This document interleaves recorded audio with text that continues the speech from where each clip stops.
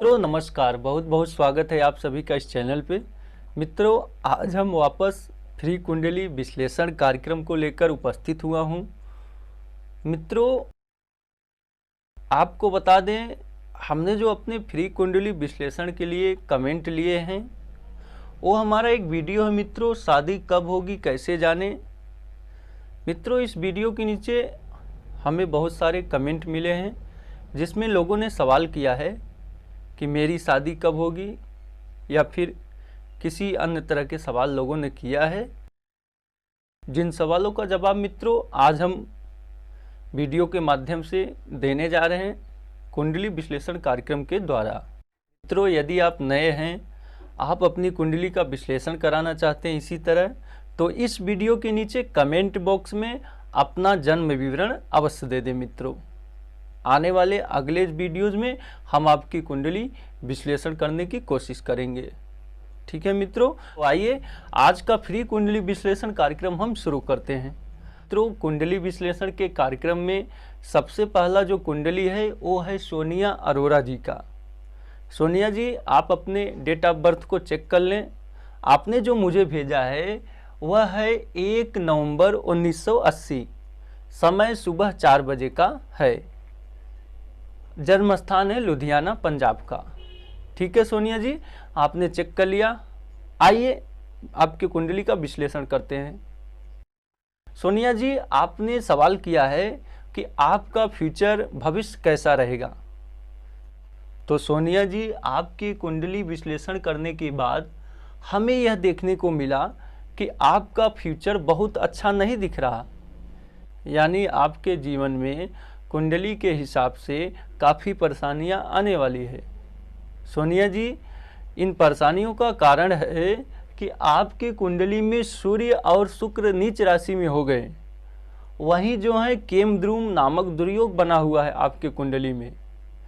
सोनिया जी यदि आप अपने जीवन में सुख को पाना चाहती हैं, दुखों को दूर करना चाहती हैं, तो आपको इन ग्रहों को ठीक करने के लिए इनके उपाय अवश्य करना पड़ेगा।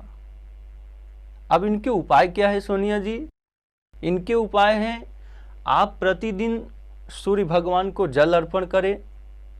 इसके अलावा आप भगवान शिव की पूजा करें, शिव मंदिर में जाएं, भगवान शिव का अभिषेक करें दुग्ध से।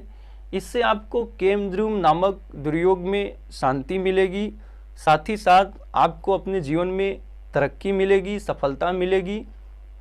कहने का मतलब सोनिया जी आप अपने जीवन में सूर्य नारायण की पूजा और भगवान शिव की पूजा यदि चालू कर देते हैं तो आपके जीवन के दुख धीरे धीरे दूर होने लगेंगे और आपके कार्यों की जो रुकावटें हैं वो दूर होने लगेंगी और आपके जीवन में सुखों का बढ़ोतरी होने लगेगा। तो ठीक है सोनिया जी, आप इन उपायों को अवश्य करें। वहीं रत्नों की बात करें तो आप एक पन्ना रत्न की अंगूठी कनिष्ठिका अंगुली में धारण कर लें। इससे आपको अपने जीवन में भाग्य का साथ मिलेगा और आपको अपने जीवन के प्रत्येक क्षेत्र में सफलता मिलेगी। ठीक है सोनिया जी, तो आशा करता हूँ आपने जो सवाल किया था आपका भविष्य कैसा रहेगा उसके उत्तर हमने दे दिए। आशा करता हूँ आप संतुष्ट होंगे इससे। और सोनिया जी अब हम आपसे इजाज़त चाहेंगे, अब हम किसी अन्य जातक की कुंडली विश्लेषण करेंगे। तो मित्रों अभी जो हमारे पास कुंडली है वो है तारा सोनी जी का। तारा जी आप अपने डेट ऑफ बर्थ को चेक कर लें। आपने हमें जो भेजा है 27 जून 1996 और समय है सुबह 8:20 और जन्म स्थान है सुजानगढ़ राजस्थान। तारा जी आइए आपकी कुंडली का विश्लेषण शुरू करते हैं। तारा जी आपने पूछा है आपकी शादी कब होगी। तारा जी आपके डिटेल्स के आधार पर हमने जो कुंडली बनाई वो धनु लग्न की है। आपके कुंडली में हमने देखा कि शादी का सामान्य योग अभी चालू है, वहीं शादी का कोई प्रबल योग अभी नहीं चालू है। आइए आपके शादी का दिशा जानते हैं। आपके शादी का दिशा कुंडली के आधार पर उत्तर और दक्षिण पर रहा। यदि आप अपने घर से उत्तर और दक्षिण दिशा की तरफ जाती हैं तो आपको शादी में सफलता अवश्य मिलेगी।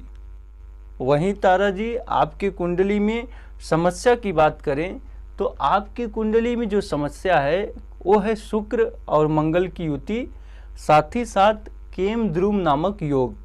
इसके अलावा विपरीत शादी का दिशा। यहाँ पे 3 प्रॉब्लम्स है। पहला प्रॉब्लम शुक्र और मंगल का युति जो कि आपका षष्ठम भाव में बना है। दूसरा प्रॉब्लम केम द्रुम नामक दुर्योग बना है जो कि चंद्रमा के इधर उधर कोई ग्रह नहीं है। तीसरा प्रॉब्लम आपके शादी का जो विपरीत दिशा है उत्तर और दक्षिण। अब इन्हीं सब कारणों की वजह से आपको अपने शादी में रुकावट देखने को मिल रहा होगा। तो तारा जी, आप इन ग्रहों को ठीक करने के लिए, इन दुर्योगों को शांत करने के लिए हम आपको बता रहे हैं, उस उपाय को करें। उपाय में आपको क्या करना है, भगवान सूर्य को जल देना है। साथ ही साथ तारा जी, आपको भगवान शिव की पूजा करना है। शिवलिंग पर जल चढ़ाना है, दूध चढ़ाना है, यानी आपको भगवान शिव की पूजा करनी है। इससे आपको केमद्रुम नामक दुर्योग से शांति मिलेगी और सूर्य को जल देने से आपके अंदर आत्मविश्वास जागेगा, जिसकी वजह से आप अपने कार्यों को सफलतापूर्वक कर सकेंगे। साथ तारा जी, जो आपके शादी का विपरीत दिशा बन रहा है उसके लिए भी आपको अमावस्या के दिन किसी मंदिर में आपको कुछ न कुछ पितरों के नाम दान करना है। इससे आपको शादी में आने वाली अड़चनें दूर हो जाएंगी और आपके शादी का प्रबल योग बन जाएगा। तो आशा करता हूँ तारा जी, आपने जो सवाल किया था आपकी शादी कब होगी, शादी में समस्याएं कौन सी आ रही, वो सभी हमने आपको बता दिया। आप इन उपायों को करेंगे तो आपको अपने जीवन में शादी के मामले में अवश्य सफलता मिलेगी। यही नहीं, आपको अपने जीवन के सभी क्षेत्रों में सफलता मिलेगी यदि आप इन उपायों को करते हैं। ठीक है तारा जी, अब हम आपसे इजाज़त चाहेंगे। अब हम किसी अन्य जातक की कुंडली विश्लेषण करेंगे। तो अभी जो हमारे पास कुंडली है वो है संतोषी जी का। संतोषी जी, आप अपने डेट ऑफ बर्थ को चेक कर लें। आपने जो हमें भेजा है 20 अक्टूबर 1992 और समय है दोपहर 2 बजे का, और जन्म स्थान आपने भेजा है सिरुगुप्पी, कर्नाटका। आइए संतोषी जी, आपकी कुंडली का विश्लेषण करते हैं। संतोषी जी, आपने पूछा है आपकी शादी कब होगी और आपको मनचाहा जीवन साथी मिलेगा या नहीं। तो आइए संतोषी जी, आपकी कुंडली का विश्लेषण करते हैं। संतोषी जी, आपके डिटेल्स के आधार पर हमने जो कुंडली बनाई है वो मकर लग्न की बन के आई है। अब संतोषी जी, आपके शादी की बात करें तो आपकी कुंडली में अभी आपके शादी का सामान्य योग चालू है, और प्रबल योग की बात करें तो प्रबल योग आपके कुंडली के आधार पर 2023 से शुरू होगा। आइए संतोषी जी, अब आपके शादी का दिशा की बात करते हैं। आपकी कुंडली के आधार पर आपके शादी का दिशा उत्तर और पूर्व बन रहा है। आप अपने घर से उत्तर और पूर्व दिशा की ओर जाकर प्रयास करें तो आपको शादी में सफलता अवश्य मिलेगी। ठीक है संतोषी जी, इसके अलावा आइए जानते हैं आपके कुंडली में समस्याएं कौन सी हैं जो आपके शादी में रुकावटें खड़ी कर रही। आपकी कुंडली में जो समस्याएं हैं संतोषी जी, वो है सूर्य राहु का नीच राशि में होना, साथ ही साथ शनि का दृष्टि विवाह भाव पर पड़ना, इसके अलावा मंगल दोष का होना, इसके अलावा संतोषी जी मकर लग्न का होना। मकर लग्न के जातक के जीवन में कहीं न कहीं वैवाहिक समस्याएं बनी रहती है, यह भी एक प्रकार का दोषी है। तो आइए संतोषी जी, इन सब दोषों के निवारण हेतु हम क्या उपाय कर सकते हैं वह आपको बताते हैं। संतोषी जी, सबसे पहले उपाय में आपको सुबह जल्दी उठना है, भगवान सूर्य को जल अर्पण करना है, साथ ही साथ आपको भगवान गणेश की पूजा करना है। इसके अलावा आपको भगवान श्री कृष्ण और राधा की पूजा करना है। यदि आप भगवान श्री कृष्ण और राधा के मंत्रों का जाप करती हैं तो आपके विवाह के प्रबल योग जल्द से जल्द बन जाएंगे और विवाह के बाद आपके वैवाहिक जीवन सुखद रहेगा। क्योंकि संतोषी जी, जैसा कि शास्त्रों के अनुसार कर्क और मकर लग्न वालों का वैवाहिक जीवन अच्छा नहीं होता, तो यदि आप भगवान श्री कृष्ण और राधा के मंत्रों का जाप करती हैं, इनकी पूजा करती हैं, तो आपका वैवाहिक जीवन अवश्य सुखद रहेगा।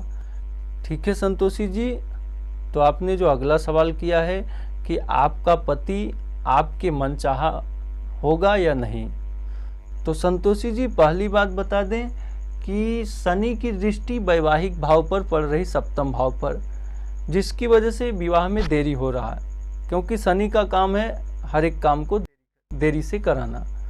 ठीक है। दूसरी चीज, शास्त्रों में बताया गया संतोषी जी कि कर्क और मकर लग्न वाले लोगों का वैवाहिक जीवन अच्छा नहीं होता, क्योंकि ये लोग भ्रम में काफ़ी रहते हैं। तो यहाँ पर यदि आप सोच रहे हैं कि आपका पति आपके मनचाहा हो, तो यह एक आपका भ्रम है संतोषी जी। आप वर पक्ष में जो कंपलसरी चीज़ें होती हैं उसे देखकर आप अपनी शादी के लिए आगे बढ़ें और अपनी शादी करके अपने जीवन को सुखमय बनाएं पूजा पाठ करके। अन्यथा यदि आप इस तरह के भ्रम में पड़े रहेंगी तो आपकी शादी में काफ़ी विलंब हो जाएगा, और बाद में जो शादी होगा भी तो आपके वैवाहिक जीवन में मतभेद बने रहेंगे। क्योंकि इसीलिए शास्त्रों में कर्क और मकर लग्न वालों के लिए कहा गया कि इनके जीवन में काफ़ी भ्रम होता है शादी को लेकर, इसलिए इनका वैवाहिक जीवन सुखद नहीं होता है। तो ये चीज़ अगर आपको पहले से मालूम चल गया कि इस तरह से ऐसा होने वाला है, तो आप निसंदेह जो भी है वर पक्ष से जो भी कंपलसरी चीज़ें हैं उसे देखकर आप विवाह के लिए आगे प्रस्ताव करें, विवाह करके अपने जीवन को सुखमय बनाएं इन उपायों को करते हुए। ठीक है संतोषी जी। तो आशा करता हूँ आपने जो सवाल किया उनके जवाब हमने दे दिया, उससे आप संतुष्ट अवश्य होंगी। संतोषी जी, अब हम आपसे इजाज़त चाहेंगे। अब हम किसी अन्य जातक की कुंडली विश्लेषण करेंगे। मित्रों, अब हम अगली कुंडली विश्लेषण करने में असमर्थ हैं, क्योंकि मित्रों आप सभी को मालूम है कि YouTube पे ये हमारा नया चैनल है और YouTube हमें स्टार्टिंग में लंबे वीडियोज अपलोड करने के लिए अलाउ नहीं करता है। ठीक है मित्रों, जिन लोगों का कुंडली विश्लेषण करना बाकी रह गया, हम अगले कुंडली विश्लेषण कार्यक्रम में आपकी कुंडली अवश्य विश्लेषण करेंगे। मित्रों आप बेफिक्र रहें और आज के लिए हमें इजाज़त दें। कल मिलेंगे एक नए वीडियो में, तब तक के लिए नमस्कार।